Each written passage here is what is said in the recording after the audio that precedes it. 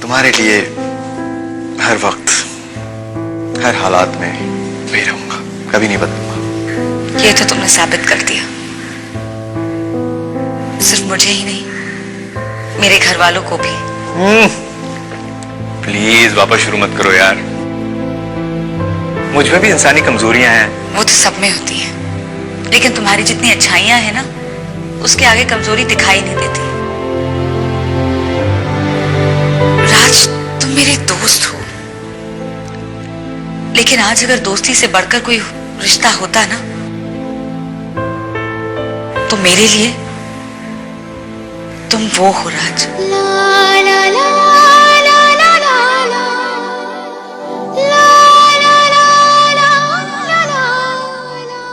हाँ रमी, मैंने अब अपनी शादी का फैसला कर लिया है। This is a very good news for you, है कि नहीं? मैं अब अपनी जिंदगी में सेटल होना चाहती हूँ। रिमी, मैं सचमुच बहुत लकी हूँ कि मुझे वही पति के रूप में मिलने वाला है जिसे मैंने हमेशा चाहा। मेरी जिंदगी का पहला प्यार। Finally I am successful. तुम देखती रहना, मेरी शादी इतनी धूमधाम से होगी कि पूरा मॉरिशस देखता रह जाएगा। अब मेरी जिंदगी में अच्छे दिनों की शुरुआत होने वाली है। मैं बहुत खुश हूँ। अब चाहे जो कुछ भी हो जाए, समीर से मेरी शादी होगी होगी होगी होगी और जरूर होगी। Yes yes.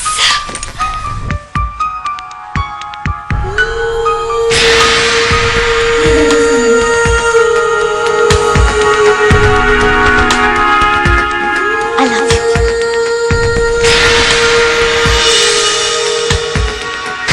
अब किसी भी तरह मुझे जल्द से जल्द बड़ा। तुम्हें रोका किसने? वो कहते हैं ना कि हर किसी बड़े आदमी के पीछे किसी औरत का हाथ होता है। अगर तुम भी मेरा साथ दो तो मैं बहुत जल्द अपनी कामयाबी तक पहुंच सकता हूँ। तो तुम्हें मेरा साथ किस तरह से चाहिए? देखो, बुरा मत मानना, मैं आज तक तुम्हें जोकर समझती आई थी, एक मस्करा समझती आई, लेकिन मैंने तुम्हें रोते हुए देखा। अपने इन्हीं आंसुओं को खुशियों में बदलने के लिए मुझे तुम्हारा साथ चाहिए।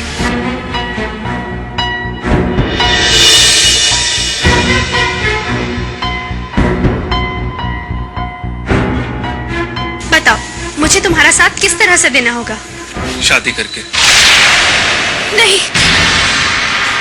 ना मैं किसी से प्यार कर सकती हूँ और ना ही शादी। माना कि मेरे बापूजी ने मुझे आजादी दी है, लेकिन जब से मेरी माँ मेरा घर छोड़कर गई है, तब से प्यार, शादी, इन सब शब्दों से मुझे चिढ़ हो गई है। मुझे भी अपने रिश्ते नातों से चिढ़ होगी, लेकिन मैं बड़ा बनना चाहता हूँ। देखो, बड़ा आदमी बनने के लिए मुझे मोहरा बनाने की कोई जरूरत नहीं है। बड़ा आदमी बनने के लिए बड़ा काम करना पड़ता है, बड़ा बिजनेस करना पड़ता है, शादी नहीं। बेवकूफ कहीं के, अकल है बढ़ाया बड़ा आदमी बनने।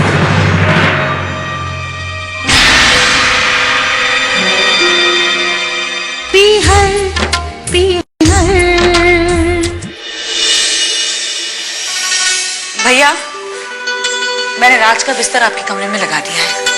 बहुत अच्छा किया। नंदिनी, तुझसे एक बहुत जरूरी बात करनी है। क्या बात है भैया? राज ने आकर सचमुच इस घर को बचा लिया। ये घर जो बाबूजी की भावनाएं और जज्बात के साथ जुड़ा है, किसी और के हाथों में जाने से बच गया। इसके बारे में सोचती हूँ तो डर लगता है। ये घर चला जाता तो हम कहाँ जाते? कहाँ जाते मतलब? दर दर ठोकरे खाते सड़क पर आ जाते। शायद बाबूजी को इसी बात का डर था, इसलिए वो हमेशा मना करते थे कि किसी से कर्जा मत ले विष्णु। अब हमें क्या मालूम था कि कर्ज एक ऐसा मेहमान है जो एक बार आ गया तो जाने का नाम नहीं लेता। भगवान ना करे भैया कि कभी किसी को इन साहूकारों से कर्ज लेना पड़े। तुझे क्या बताऊं, उस साहूकार ने कितना परेशान किया मुझे, कितना सताया मुझे। मन करता है उसे जी भर के गालियां दूं, उसकी तो आंखें फूटे, उसकी टांगे टूटे, उसे मिर्गी आ जाए, उसके घर में आग लग जाए। भैया, भैया क्यों? जो होना था वो हो गया, अब उसे कोसकर क्या फायदा? मुझे तो बस ऐसा लग रहा था जैसे सुबह की रोशनी हमारे लिए तबाही का पैगाम लेकर आई। एक बात बताओ, राज का यहाँ आना किसी चमत्कार से कम नहीं है। मेरी तो समझ में नहीं आता कि उसका एहसान किस कदर चुकाऊं।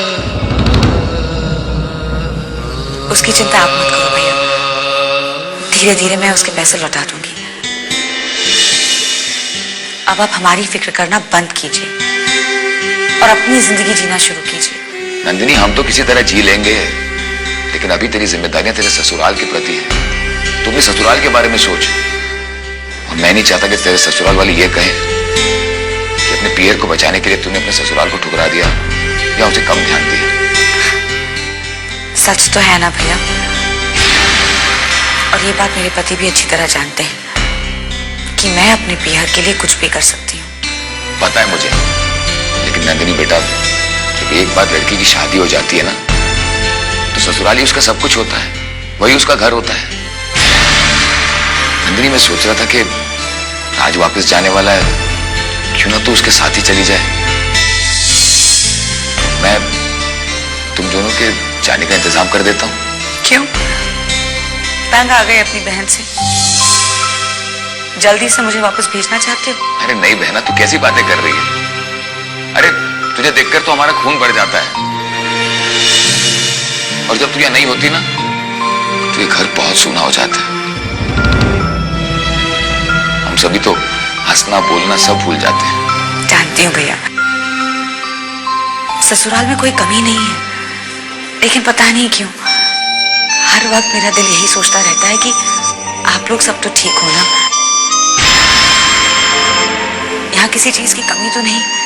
नंदिनी, अरे तू हमारी फिक्र छोड़, तू कब तक करेगी? देख, तेरी शादी हो गई है, ससुराल के प्रति तेरी जिम्मेदारियां हैं, उसके बारे में सोच।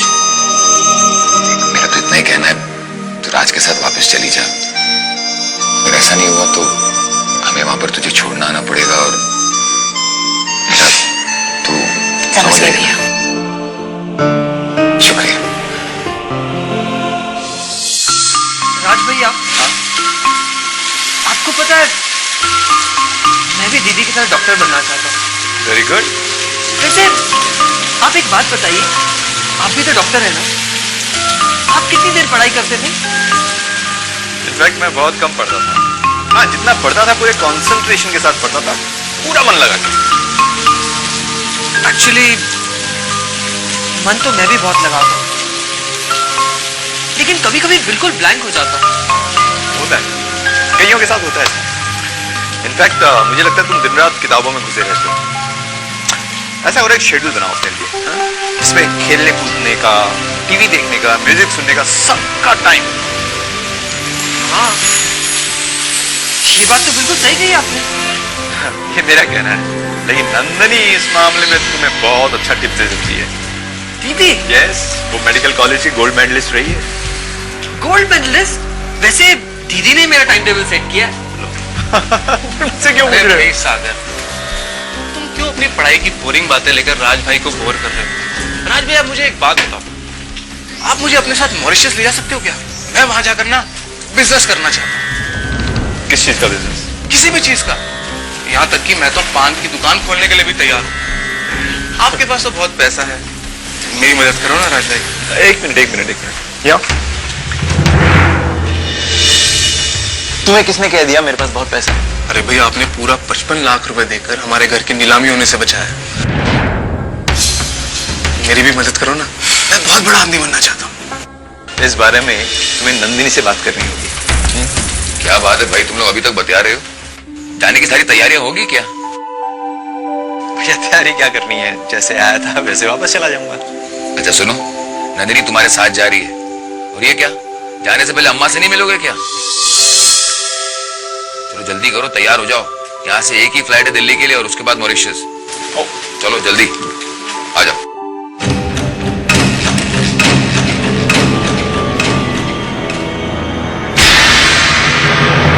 पीहर पीहर पीहर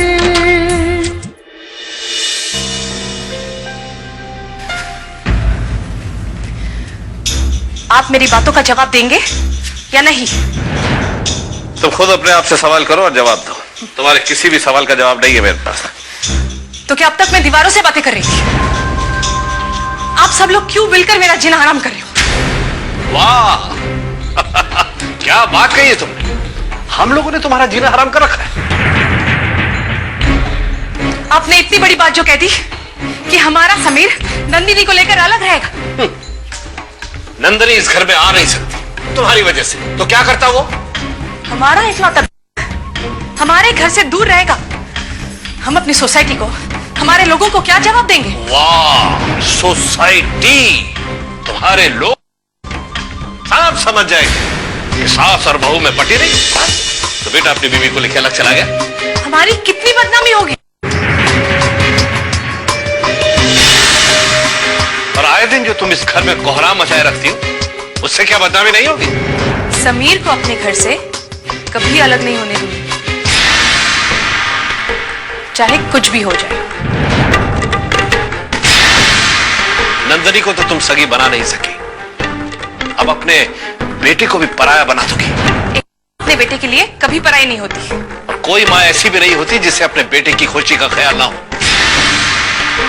तुम अपनी हरकतों से एक दिन खून के आंसू रोगी।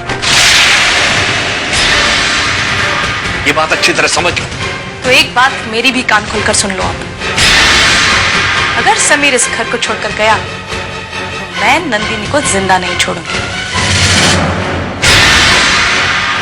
मार डालूंगी उसे मैं।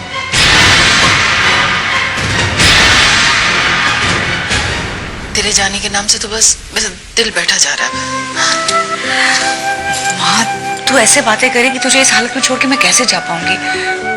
हाँ, रह रह के दिल में यही ख्याल आएगा कि मेरे जाने के बाद कोई मुश्किल हो गई तो क्या?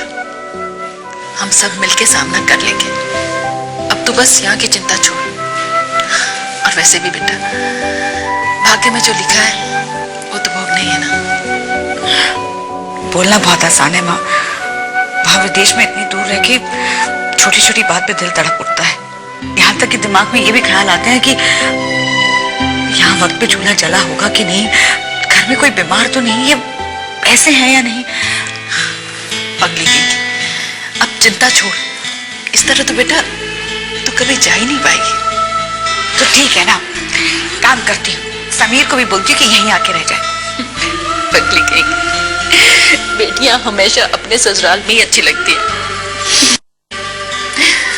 बस कभी कभी डर लगने लगता है कि अगर मेरी आंखें बंद हो गई तो तू मुझे आखिरी बार देख भी नहीं पाएगी।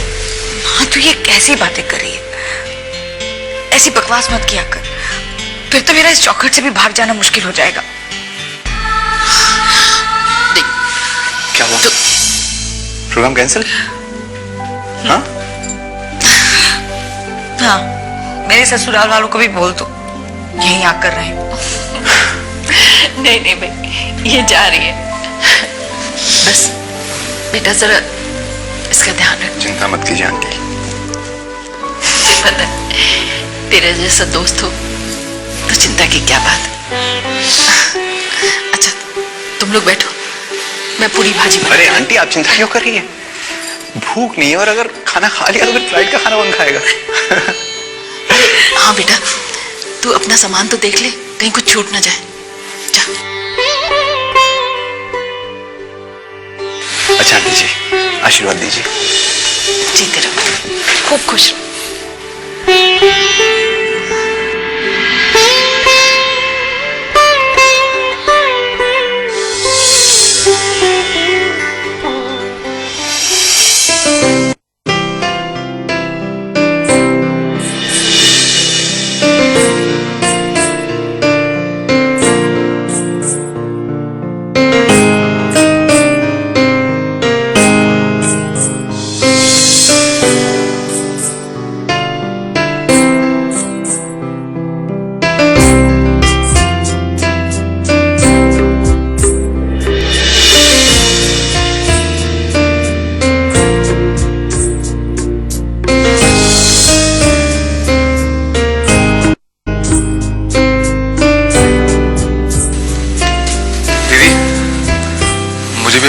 मॉरिशस ले चलो ना।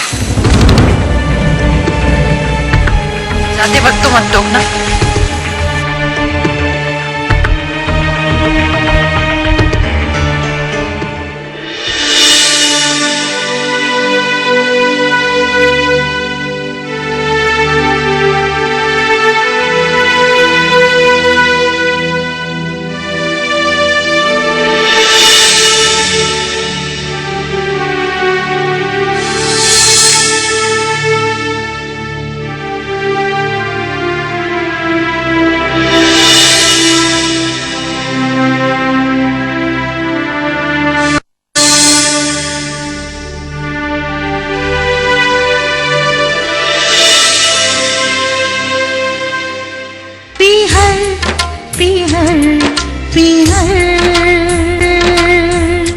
लुक मिस्टर, तुम्हारा नाम जो भी हो, अब मैं जो कह रही हूँ उसे ध्यान से सुनो।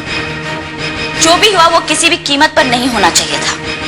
मेरी निगाह में सबने मिलकर मुझे डबल क्रॉस करने की कोशिश की है।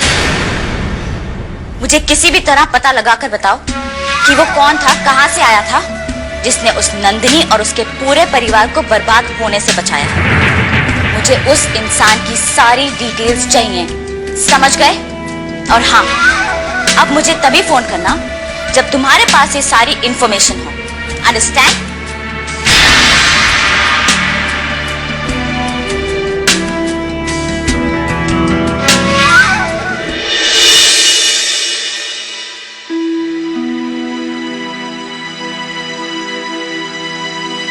आप मेरे गहने गिरवी रखवा दीजिए ना।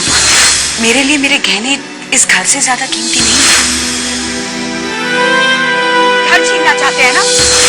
छीन लीजिए, नीलाम कर दीजिए, लेकिन अगर मेरे भाई को हाथ लगाया ना तो जान ले लूंगी मैं तुम्हारी।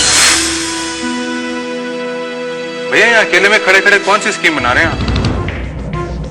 और फिर वैसे भी अब तो आप कर्जे के बोझ से भी मुक्त हो। तू सीधे मुंह बात नहीं कर सकता ना। वो क्या है ना कि सीधे मुंह बात करने से आपको मेरी बात समझ में नहीं आती, इसलिए मुझे आपसे उल्टी बात करनी पड़ती है। अपने बड़े भाई से ये कोई बात करने का तरीका है? हाँ? आपने हमारे साथ ऐसा कोई बड़प्पन नहीं दिखाया जो मैं आपके पैर धोकर दूं। तुझसे बात करना ही बेकार है। अरे किधर जा रहे हो? मुझे कुछ पैसे चाहिए। किस बात के पैसे? अपने खर्चे के लिए। शर्म नहीं आती? मैंने यहाँ कोई पैसों का पेड़ नहीं लगाया हुआ है कि जब चाहो पैसे दे दो। अच्छा, तुझे किस बात की शर्म है? दोबारा फेल हुआ है फिर भी शर्मिंदा नहीं है तू। अरे इसमें शर्मिंदा होने की क्या बात है? जब मुझे पढ़ाई से कुछ फायदा ही नहीं है तो मैं पढ़ूंगा क्यों? एक अनोखा पैदा हुआ हमारे खानदान में तू, इस खानदान का नाम डुबाने के लिए। वो तो वक्त ही बताएगा कि खानदान का नाम कौन डुबोता है। मुझे 20,000 रुपए चाहिए, मुझे अपना बिजनेस शुरू करना है। क्या? अब 20,000 रुपए मैं कहां से लाऊं? दीदी जरूर देकर गई होगी, लेकिन आप बताओगे थोड़ी ना। कुछ अकेले डकार जाने की सोची है क्या? क्या? क्या बोला तू?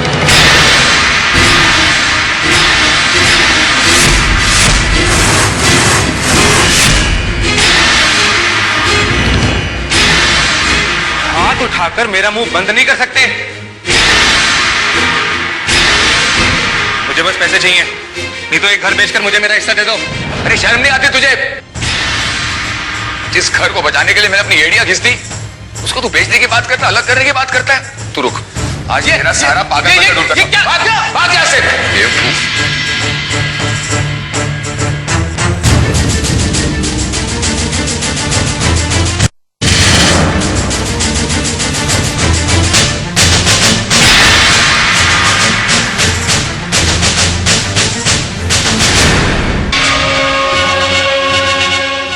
फेयर एंड लवली प्रस्तुत करते हैं